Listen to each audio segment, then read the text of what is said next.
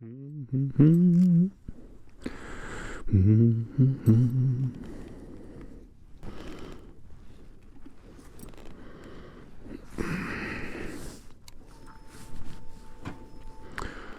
for the thunder.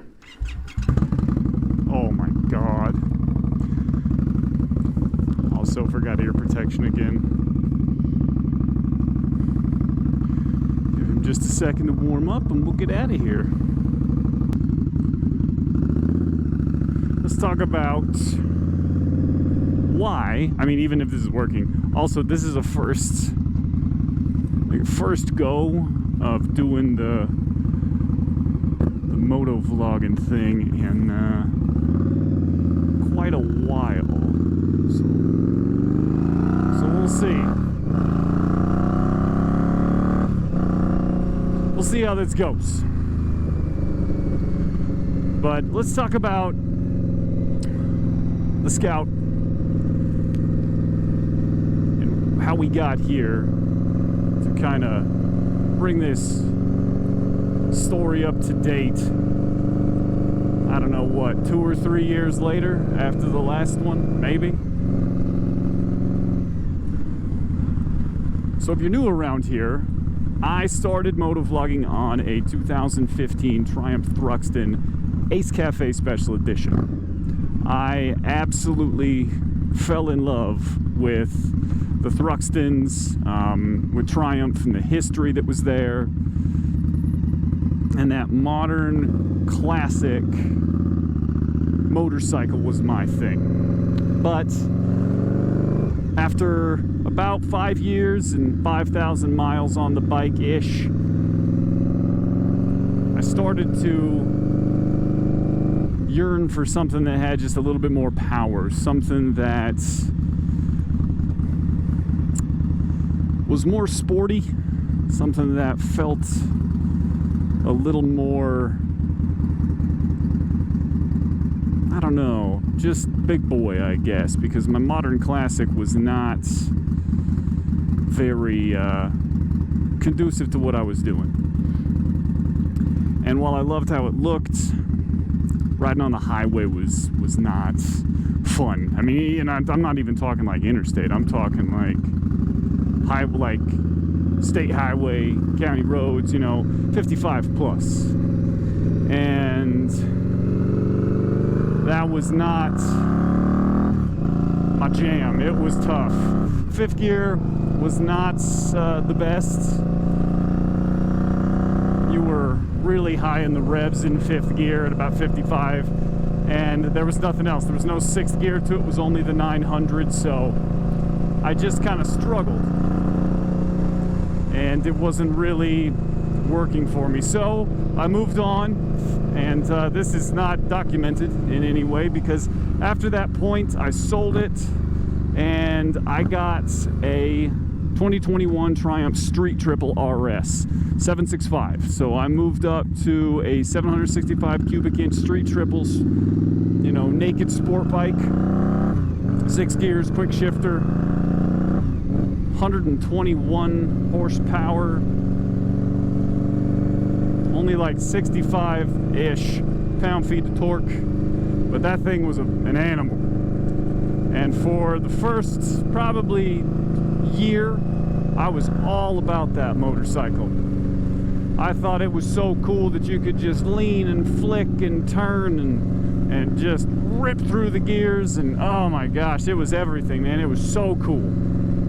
I took it all over the place. I live in Colorado, and I took it up into the mountains, you know, through the twisties and things like that. But one thing I quickly learned was that that bike was really only fun when you were riding it at the edge, right? When you're ripping through the gears, when you're doing 90, 100 miles an hour, when you're leaning it over all the way on the side of the tire.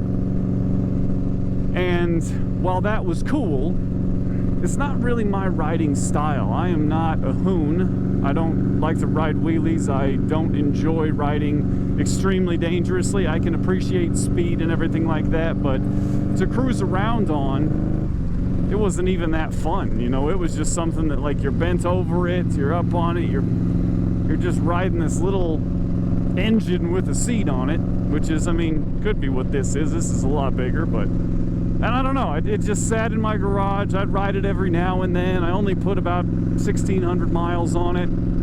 I bought it brand new, and I was just like, well, I gotta do something different. About 6 months ago, in the spring, after I started riding it a little bit, I was like, this just doesn't feel like what I want anymore. It's just, I'm not enjoying it, you know, unless I am like strapping on full gear and getting the perfect conditions, and I have no cars in front of me and I can just rip through the gears with that quick shifter and fly down the roads. And even then, I was just like, I kind of felt like an imposter, if that makes sense. And like I said, I still like sport bikes. I still like all motorcycles, but I understand what they are. And this is far more what I enjoy. It is comfortable. It is just an animal.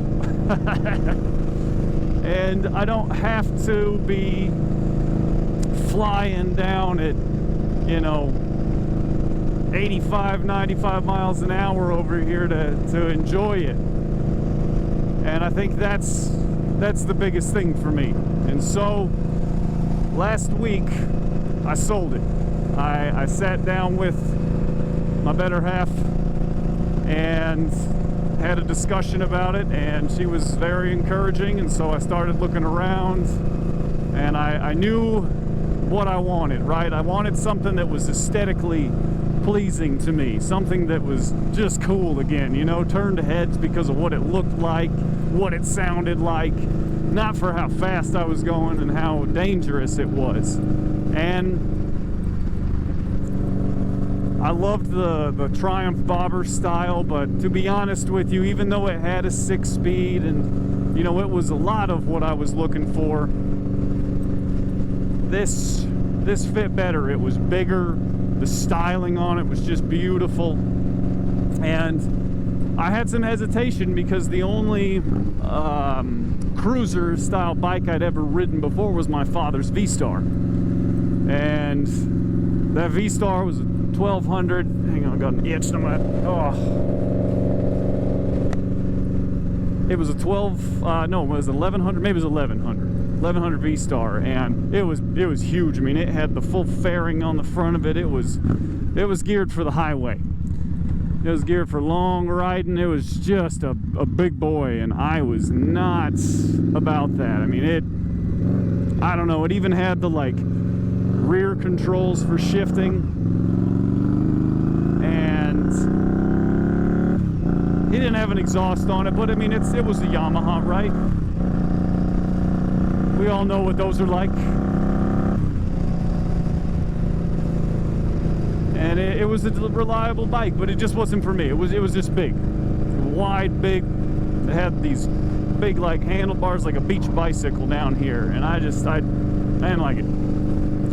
But I loved the bobbers, and I was like, man, those Indians are cool. I love the paint job on them. God, man, mustache is bothering me. Look at that. Getting into fall here soon. But yeah, it wasn't for me. But I loved these, and so I was like, well, fuck it, we're gonna see. Let me just look around. And I was on, you know, Craigslist, Facebook Marketplace, all that good stuff, and they had a bunch of them, and man, they wanted, you know, a lot for them, and there was so much I wanted to do that my only hesitation was that I would get a bike that I was going to pay $13,000 plus for, and am I scratch the peg? No, all right, and have to spend another $5 making it like I wanted, you know, making it sound better, doing this, doing that. And then I looked at the local Indian dealership. Hold on, we got a standoff with a bicyclist here.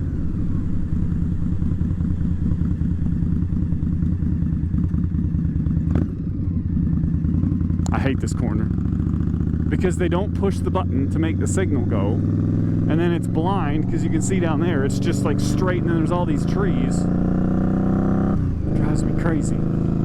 Anyway, I was gonna spend all that extra money on it, and so all of a sudden the dealer had this one. 2021 Indian Bobber, Scout Bobber 20. Excuse me, it's got a long name for it. And my thing is I wanted the 20. I didn't want to get the 60 because the 60 had the smaller engine in it.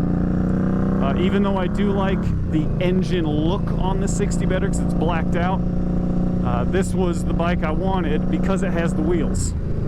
It has blacked out spoked wheels, and that's what I wanted. I wanted the blacked out spoke wheels on this guy. And I liked how it looked. I did not like the Mini 8 hangers though. I thought these were just, I was like, God, I don't want to have to use them. They just, I don't know, blah, blah, blah, whatever, right? And I thought it still had the factory exhaust on it, number one, but it didn't. So we'll get into it now. So 3,000 miles used. It has a Vance & Hines slash cut slip-on exhaust on it. It has the Mini 8 hangers. It has a comfort seat. It's got progressive rear shocks that the guy put on it as well. I do not know the status of the air cleaner, if it's a stage 1, stage 2 stock, you just put them on. I don't know. It was at an Indian dealership. They gave it their full inspection and gave it their little 90-day warranty or whatever, so I don't know. I have never ridden anything other than this one, so I don't know what they're like, but I will tell you, when I started riding this, it reminded me of the reasons that I started riding motorcycles. What I enjoy about them, what it's like to kind of float down the highway on something that is just, you know, out of your imagination, right? And it was just like, I couldn't believe what this feels like to ride. You know, it's got a ton of power, 100 horsepower, 75-ish pound-feet of torque, somewhere in there. Stock, I don't know what this one's making. The sound is insane. I need to wear earplugs. I keep forgetting. It's a little too loud for me. Cruising is fine. You start this thing up, it sounds like gunfire, which is, you know, puts the biggest smile on my face, which is something that I can't say. Hang on, I was got a cough. Something I can't say about my old street triple, right? Like, you started it, everything, and it was fine, but it really technologically advanced. That's a big difference here, coming from a sportier bike to this, is that there's no rider modes on this. This thing is just a motorcycle, which again, I started riding classic bikes. I started with little CT50, CT70s, and then I worked my way up. I had my first bigger bike was a XS750, 1978 XS750 Yamaha that I cafe'd and fixed up and everything, and nice blinker, man, just nailed that blinker, lady, nailed that blinker. But yeah, it was one that I just fixed up, and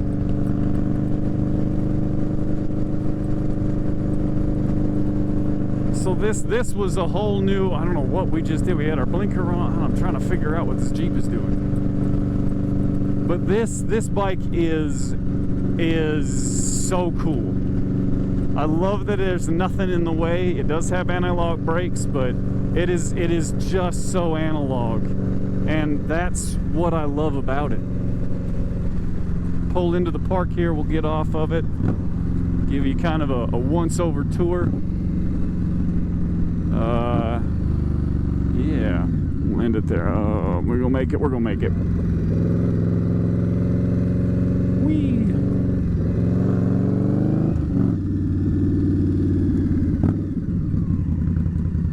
Go this way. There's nobody over here. Shouldn't be anyway. Trying for all the water and the road snakes. Tell you what, everybody knows I'm here. This thing is so loud.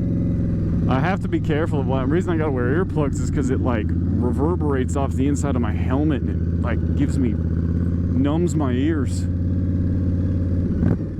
Oh my god, I gotta thread the needle here. We got a small lake.